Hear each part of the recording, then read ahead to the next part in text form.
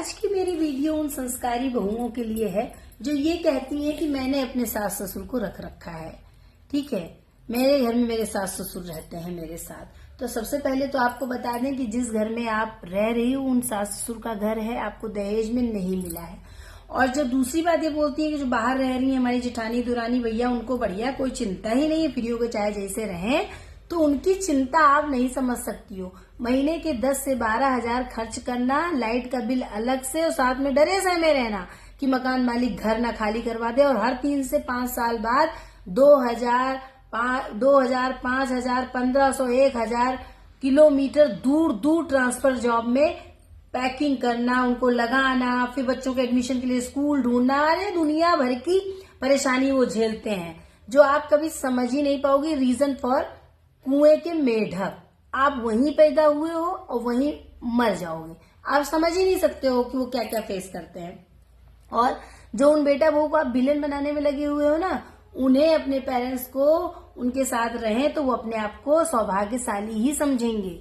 और आप ये चीज जरूर नोटिस करना कि जब ये आपके सास ससुर उन बेटा बहू के पास जाते हैं और लौट के आते हैं तो जरूर देख लिया करिए, ऐसा चेहरा लेके जाते हैं और ऐसा खिला हुआ गुलाब के फूल जैसा खूबसूरत सा चेहरा बन के आता है। बिकॉज फॉर केयर, इतनी केयर करते हैं बिना किसी लालच के। और वो सरकारी एम्प्लॉय, गवर्नमेंट एम्प्लॉय जो इतनी दूर दूर ट्रांसफर पर जॉब में रहा है, उसी ने इनकी जवानी में इनकी बच्चों की शादी से लेकर बंटवारे मिले हुए घर को बनवाने से लेकर वॉट एवर, यहाँ कोई एहसान नहीं करा जा रहा है। आपको इसलिए बताया जा रहा है कि आप नई आके जो छाने की कोशिश कर रही हो ना रिश्तेदारों में, कि मैं इनको बनाती खिलाती हूँ 2 समय की रोटी, उस 2 समय की रोटी के बदले में आपने इनकी पूरे पैसे खाए हैं बंटवारे के, पेंशन खा रहे हो। आगे इनकी वाइफ यानी सासू माँ के जो सबके जेवर हो वो जेवर भी आप ही खाओगी। और इसके साथ साथ बच्चों को स्कूल लाना, छोड़ना, पार्क ले जाना, घुमा के लेना, पूरी केयर ये करते हैं। तो फिजिकल फाइनेंशियली आपके लिए सपोर्टिंग है न, आप इनके लिए नहीं हो। और नो डाउट जब 2 लोग एक साथ रहते हो तो एक दूसरे की केयर करते ही हैं। हम बाहर रहने वाले लोग तो कभी आपसे शिकायत नहीं करते हैं इस चीज की, लेकिन आपको ये चीज की बड़ी प्रॉब्लम कि वो बड़े सुख में है और हम बड़े दुख में, क्योंकि हमारे साथ हमारे सास ससुर रहते हैं। कहीं भी पार्टी में भी जाना हो तो उनके लिए हमें 2 रोटी सेकनी पड़ती है। जो इतना अफसोस करती हो ना आप इनसे पूछो कि क्या वो बेटा वो अपने साथ ये उनके साथ रहे, तुम्हें कोई दिक्कत होती? नहीं, इन्हें प्रॉब्लम है नई जगह जाके रहने में। ये जाते हैं, घूमते फिरते हैं, फोटोज वीडियोज बनाते हैं, फिर अपनी जगह लौट आते हैं। इनको स्थायी तो अपनी जगह पे ही सुकून मिलता है कुल मिला के। ये 8-10 दिन से ज्यादा कहीं बाहर नहीं रह सकते हैं। तो ये इनकी प्रॉब्लम है। उन बेटा बहू को आप विलेन ना बनाओ और अपने आप को हीरोइन आप बनाओ, बाखूबी बनाओ, लेकिन किसी को विलेन बना के नहीं कि अपने आप को बड़ी कूल, मेरे साथ में सास ससुर रहते हैं। आपके सास ससुर आपके साथ नहीं, आप अपने सास ससुर के साथ रहती हैं।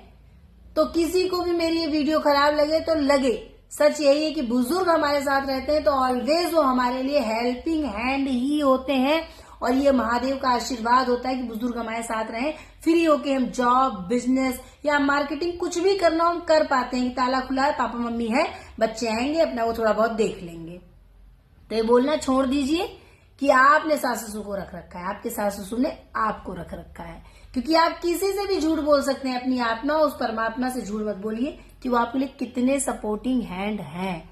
और बाहर ट्रांसफर पर जॉब में रहने वाले बेटा बहू को विलेन मत बनाइए, वो विलेन नहीं है। उन्होंने ही इनके ऊपर के लगे चढ़े हुए कर्जे, चाहे इनकी बेटी की शादी हो चाहे जो हो, सब उन्होंने ही उतारा है अपनी उस जॉब से, जिन्हें आज आप रिश्तेदारी में villain villain villain villain villain वाला गाना गा रही हो।